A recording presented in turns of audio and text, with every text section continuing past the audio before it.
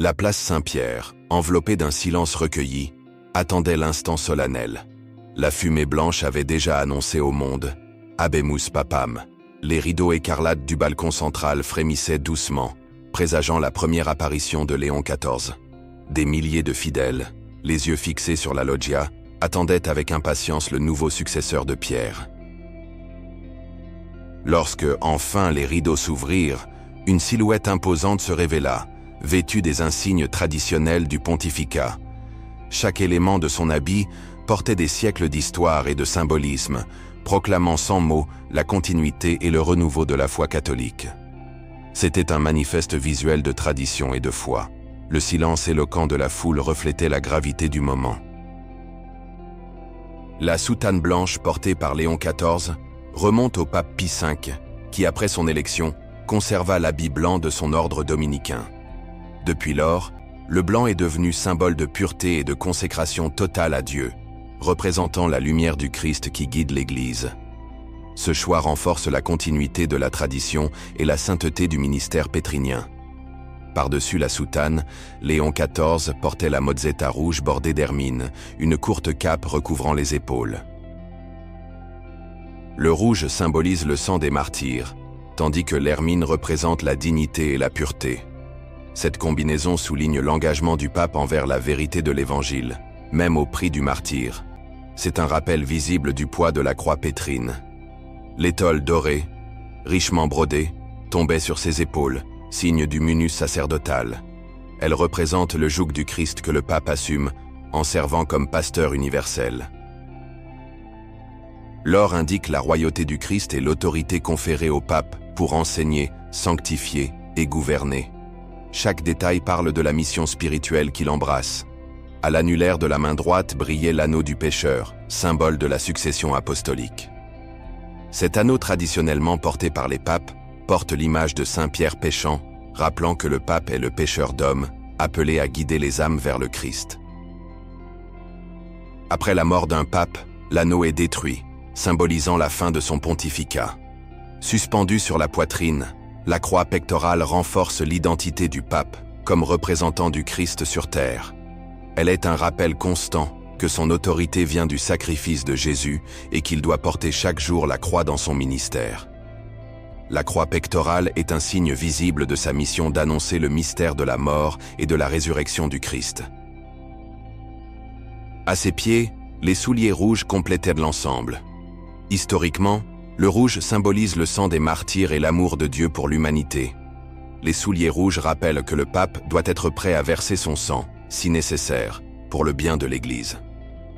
C'est un signe d'humilité et de service, suivant les pas du Christ jusqu'au bout. Le choix de Léon XIV pour ses vêtements traditionnels indique un retour à la solennité et à la tradition. Ces derniers temps, certains papes avaient choisi de simplifier leurs habits, recherchant une image plus accessible. Léon XIV, au contraire, réaffirme l'importance des symboles visibles dans la vie de l'Église, communiquant par eux la continuité de la foi et de la doctrine. Cette décision s'aligne également sur le profil conservateur et traditionnaliste de Léon XIV. Comme Léon XIII, Pie XII et Benoît XVI, il valorise la richesse symbolique des vêtements pontificaux, comprenant qu'ils ne sont pas de simples ornements, mais des expressions visibles de profondes vérités spirituelles. Chaque élément de son habit est une catéchèse silencieuse, enseignant par la beauté et la tradition. La soutane blanche, par exemple, n'est pas seulement un vêtement, mais un témoignage de la lumière du Christ qui doit rayonner à travers le pape. Elle rappelle aux fidèles que le pape est appelé à être saint, pur et totalement dévoué à Dieu. C'est une invitation à la sainteté pour toute l'Église. La mozzetta rouge bordée d'hermine, au-delà de sa beauté, exprime la disposition du pape à affronter le martyre, si nécessaire, pour la vérité de l'Évangile. L'hermine, symbole de pureté, renforce la nécessité d'une intégrité morale et spirituelle dans l'exercice du ministère pétrinien. L'étole dorée, avec ses riches broderies, parle de l'autorité sacerdotale du pape. Elle rappelle qu'il est le serviteur des serviteurs de Dieu, appelé à guider, enseigner et sanctifier le peuple de Dieu. L'or symbolise la royauté du Christ, que le pape représente sur terre. L'anneau du pécheur, avec l'image de Saint Pierre, relie directement le pape au premier des apôtres. C'est un signe de la succession apostolique et de la mission continue d'évangéliser. En baisant l'anneau, les fidèles reconnaissent l'autorité spirituelle du pape et sa mission de guider l'Église. La croix pectorale, suspendue sur le cœur du pape, est un rappel constant qu'il doit porter la croix du Christ dans son ministère. Elle symbolise l'amour sacrificiel et la responsabilité de diriger l'Église avec humilité et courage. Les souliers rouges, bien que simples d'apparence, portent une signification profonde. Ils rappellent que le pape doit être prêt à suivre les pas du Christ jusqu'au calvaire, si nécessaire. C'est un signe de sa disposition au sacrifice et au service. Le choix esthétique de Léon XIV communique un message clair: l'importance de la tradition, de la solennité et de la beauté dans la vie de l'Église. Dans un monde qui méprise souvent le sacré, il réaffirme la nécessité de signes visibles qui pointent vers des réalités spirituelles éternelles. En adoptant ces vêtements traditionnels, Léon XIV se place également dans la continuité de ses prédécesseurs qui ont valorisé la richesse symbolique de la liturgie et des habits pontificaux. Il reconnaît qu'à travers ces symboles, l'Église enseigne, inspire et guide les fidèles. Chaque détail de son habit est une catéchèse silencieuse, enseignant des vérités profondes sur la foi, la mission du pape et la nature de l'Église. C'est une forme d'évangélisation qui parle au cœur, suscitant la révérence et l'amour pour le sacré. Léon XIV comprend que, dans un monde saturé d'images et de symboles vides, l'Église doit offrir des signes pointant vers le transcendant. Ces vêtements témoignent de la beauté de la foi et de la continuité de la tradition apostolique. La première apparition de Léon XIV au balcon de la basilique Saint-Pierre fut donc plus qu'un événement cérémoniel. Ce fut une proclamation visuelle de sa vision pour le pontificat, un leadership enraciné dans la tradition, la fidélité et la beauté du sacré. Les fidèles, contemplant le nouveau pape dans ses vêtements traditionnels, furent invités à redécouvrir la profondeur et la richesse de la foi catholique. Chaque élément de son habit servit de rappel de l'appel universel à la sainteté et à la fidélité. Léon XIV, par son choix esthétique, réaffirme que les symboles ont un pouvoir. Ils ne sont pas de simples ornements, mais des vecteurs de signification capables de communiquer des vérités éternelles et d'inspirer le cœur des fidèles. En un temps d'incertitude et de changement, le nouveau pape offre à l'Église et au monde un témoignage de continuité, de tradition et de foi. Ces vêtements parlent d'un engagement renouvelé envers la mission du Christ et la beauté de l'Évangile. Le choix de la soutane blanche ne se limite pas à sa couleur, mais aussi à sa coupe et à sa simplicité austère. Elle évoque la figure du Christ, serviteur souffrant et roi glorieux, unissant humilité et majesté. Chaque pli de la soutane rappelle les voiles du Saint-Sacrement, renvoyant au mystère de la présence réelle. Ainsi, l'habit du pape devient presque une vêture liturgique, signe de son oblation permanente. Le tissu de la soutane, choisi avec un soin extrême, est lourd, noble, sans éclats artificiels. C'est une allusion au poids visible de la croix pétrine que porte le nouveau pontife. L'absence d'ornements superflus proclame la sobriété et le recueillement que le pape souhaite pour sa mission. C'est un vêtement qui fait taire les bruits du monde et rappelle la sainteté comme objectif. La mozzetta rouge, quant à elle, reprend une pratique discrètement abandonnée par certains prédécesseurs. En la revêtant, Léon XIV fait un choix théologique, réaffirmer l'autorité spirituelle du pape comme défenseur de la foi. Le rouge rubis, plus qu'une couleur royale, est la couleur du sang, le prix de la fidélité, et l'hermine, immaculée, exige pureté morale et intégrité doctrinale. La texture de l'hermine, visible même à distance par les caméras du monde entier, invite à la contemplation. C'est un élément qui renvoie à la royauté du Christ, mais aussi aux soins des détails qui glorifient Dieu. Il ne s'agit pas de luxe, mais de liturgie visuelle, où chaque point et chaque fil parlent d'un mystère éternel. La beauté devient évangélisatrice, attirant les âmes vers la vérité de l'Évangile. L'étole dorée, ornée d'arabesques en forme de croix et d'épis de blé, raconte une histoire en broderie silencieuse. Elle proclame le Christ prêtre qui agit à travers le pape, son vicaire sur terre. L'or, loin de toute ostentation, révèle la gloire du royaume des cieux, vers lequel le pape doit conduire le peuple. L'étole épouse les épaules du pontife comme le joug doux et le fardeau léger du Christ. Cette étole, utilisée lors de moments solennels comme la première bénédiction apostolique, Urbi et Orbi, est un signe de médiation. Elle relie le ciel et la terre, montrant que le pape parle au nom du Seigneur et bénit avec son autorité.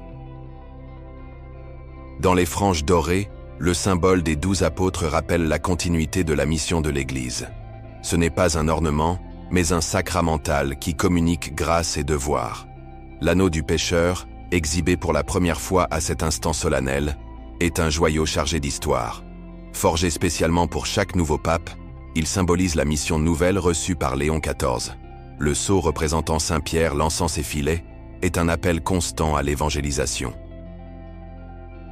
Et la forme même de l'anneau, lourde et solide, indique la solidité de la foi apostolique. Léon XIV, en étendant la main pour bénir, laissait l'éclat de l'anneau communiquer sa mission, pécher des âmes. Il ne s'agit pas seulement d'un symbole médiéval, mais d'une fonction vitale dans le monde actuel. L'anneau n'est pas une possession personnelle, il appartient à l'Église, et à la fin du pontificat, il sera détruit.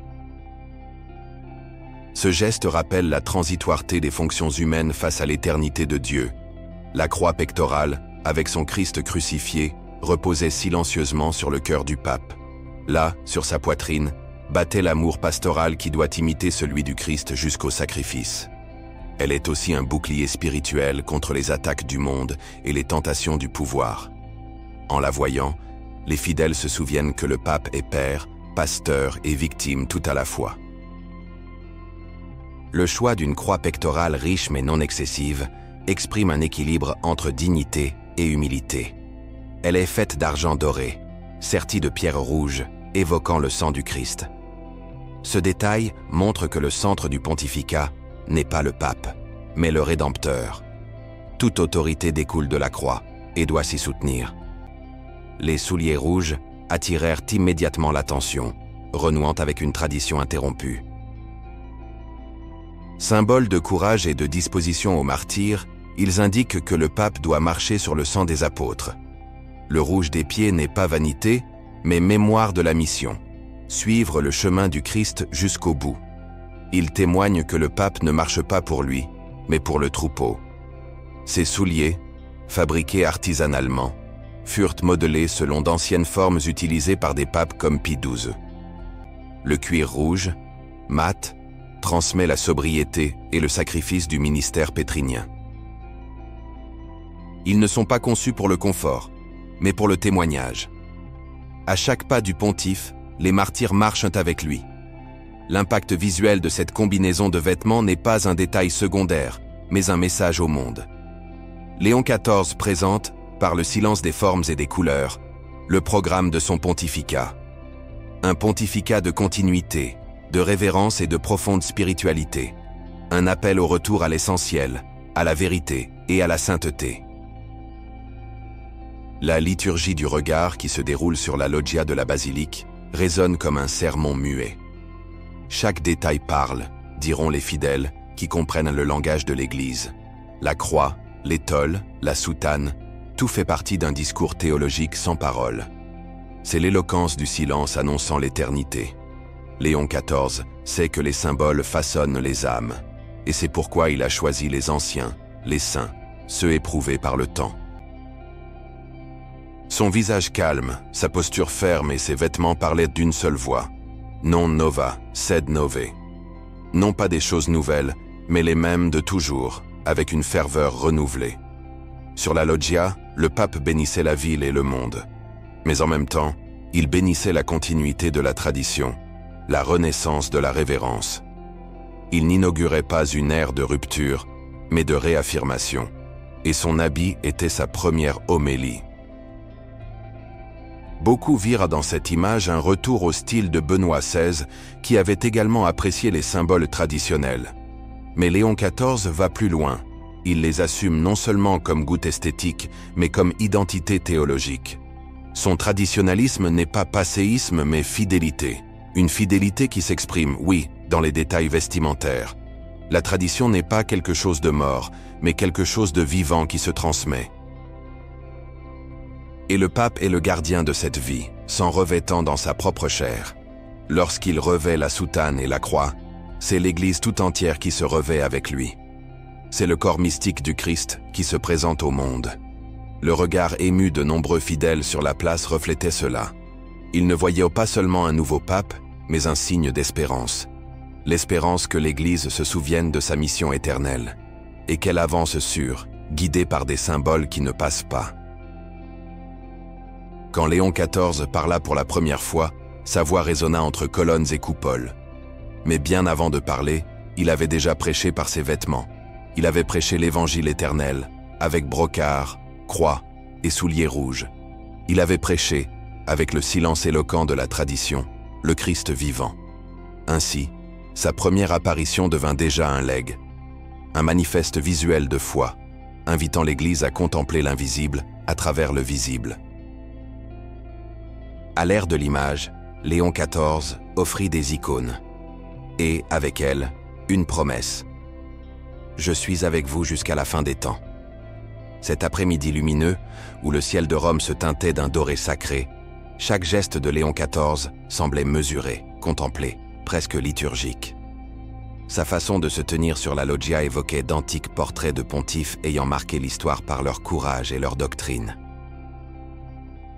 C'était comme si la tradition elle-même, avec un T majuscule, avait pris forme devant la foule, et avec elle, resplendissait de nouveau la splendeur de la foi immuable. La soutane, blanche comme l'hostie consacrée, semblait refléter le soleil couchant, inondant la place d'une lumière presque sacramentelle. Là, le blanc n'était pas absence de couleur, mais plénitude, la présence pure de la grâce, de la lumière qui ne connaît point d'ombre. Le pape, enveloppé dans cet habit, devenait presque icône, une présence renvoyant à une réalité invisible. Et le peuple silencieux comprenait sans parole. La beauté de la scène n'était pas théâtrale, mais théologique. Comme les icônes orientales, chaque élément visible conduisait le regard au-delà de lui-même, vers l'éternité. L'Église, qui aime tant les signes visibles de la grâce, trouvait là un miroir d'elle-même. Et le monde, si avide de transcendance, se voyait touché par le sacré. Les fidèles au premier rang, beaucoup les larmes aux yeux, ne contemplaient pas une figure politique. Devant eux se tenait le père spirituel de la chrétienté, qui, même sans parler, prononçait déjà des vérités éternelles. Ses vêtements les enveloppaient comme une bénédiction visible, une étreinte du ciel. C'était la liturgie de la présence, du mystère incarné. Dans les coulisses de ce choix esthétique se trouvait un profond esprit de prière. Léon XIV n'a pas choisi ses vêtements comme on choisit une simple tenue, mais comme on revêt un caractère. Chaque pièce fut le fruit de la méditation, du discernement spirituel. Car pour lui, gouverner c'est servir, et servir exige des signes. Le pape comprend que les signes sacrés parlent avec force dans un monde sourd à la parole. Et c'est pourquoi il reprend des habits qui catéchisent, qui enseignent, qui attirent, non par vanité, mais par zèle pastoral. Car ce qui est beau et vrai conduit toujours au bien éternel. En optant pour la mozzetta d'Hermine, Léon XIV invoque le temps où les papes étaient à la fois maîtres et martyrs. Il n'y a pas de place pour la neutralité face à la vérité. L'hermine blanche sur les épaules est comme l'agneau sur les épaules du bon pasteur. C'est aussi un signe de vigilance, de soin, de défense de la foi. L'étole dorée, bien souvent oubliée ou minimisée dans les apparitions publiques, retrouve une place centrale. Elle est le rappel vivant que le pape est, avant tout, prêtre, et que le sacerdoce est service, mais aussi autorité reçue du Christ. Son imposition sur les épaules est comme l'huile sainte qui consacre. De nombreux prêtres, voyant cette image du pape avec l'étole, se sont sentis réaffirmés dans leur identité. Car ce que le pape vit et montre résonne dans tout le corps sacerdotal. C'est une confirmation silencieuse que le ministère ordonné demeure vivant et nécessaire. Une catéchèse sur le sacerdoce transmise en or et en tissu. L'anneau du pécheur, si souvent caché, fut exhibé avec respect, presque avec solennité. Le pape le leva brièvement en un geste de bénédiction et le monde vit. L'Église est toujours en mission. La barque de Pierre navigue encore, même au milieu des tempêtes. Et le timonier tient fermement la barre. Il y a un symbolisme profond dans l'union de l'anneau avec les autres ornements. L'anneau scelle l'engagement du pape à la mission, l'étole au sacerdoce, la croix au sacrifice. Ce sont comme les sommets d'un même triangle, autorité, service et oblation. 3 visages d'un seul don au peuple de Dieu. La croix pectorale, qui repose sur la poitrine du pape, devient le centre visuel et spirituel de l'image. Elle n'est pas accessoire, mais essence. Là, sur le cœur, se trouve le cœur du Christ. Et le pape, homme parmi les hommes, se présente comme l'écho de ce cœur. En temps de relativisme, la croix du pape rappelle qu'il existe une vérité unique, qui passe par la douleur. Il n'y a pas de résurrection sans croix, ni d'église sans sacrifice. L'or qui entoure la croix n'occulte pas son poids, mais l'exalte, car c'est dans la gloire de la croix que l'Église se glorifie. Les souliers rouges, brillant sur le marbre du balcon, marquèrent un point de retour. Tel un rubis sacré, ils scintillèrent sous la lumière du crépuscule romain. Et beaucoup comprirent qu'avec eux, le sang des martyrs était à nouveau proclamé. C'était comme si les pas du pape foulèrent le sol de l'histoire de l'Église. Le rouge de ses souliers unissait 2 significations: l'amour divin et le martyre humain. Il signifiait que le pape marche avec les pieds du Christ. Des pieds qui n'ont pas fui la croix, mais l'ont embrassé. Des pieds qui ont lavé les autres, qui ont marché avec les pauvres, qui ont saigné pour le troupeau. La scène du balcon devint rapidement image de dévotion. Cartes postales, portraits, étendards, tous figèrent en cet instant en icône, car là se condensait quelque chose de plus grand que l'occasion. Là se trouvait l'âme visible de l'Église. De nombreux jeunes, qui peut-être n'avaient jamais vu de tels vêtements, furent touchés par leur beauté et leur profondeur. D'innombrables témoignages parlent de conversion, de vocations éveillées, de larmes inexplicables.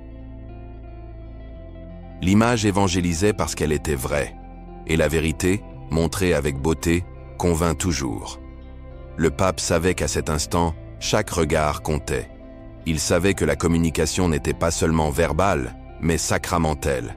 Et c'est pourquoi il prépara chaque pièce avec crainte et révérence. Car il ne se représentait pas lui-même, mais l'Église, épouse du Christ. Tout le Vatican parut se taire lorsqu'il apparut. Comme si le temps avait reculé, comme si Jean-Paul II, Benoît XVI et Pie XII étaient là, mystiquement présents.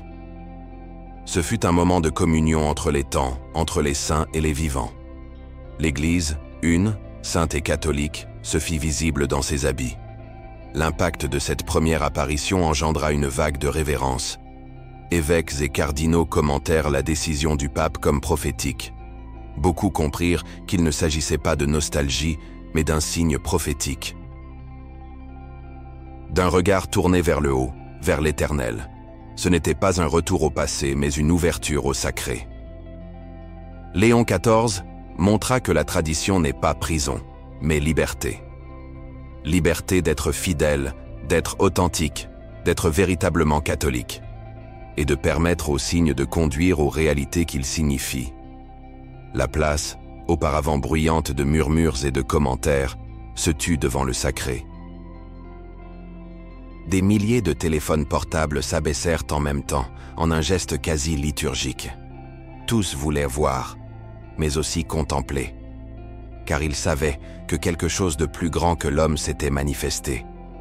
Sur la loggia, Léon XIV n'était pas seul. Avec lui se trouvèrent les martyrs, les saints, les docteurs de l'Église. Son vêtement parlait en leur nom, et sa présence disait au monde « L'Église est encore debout ».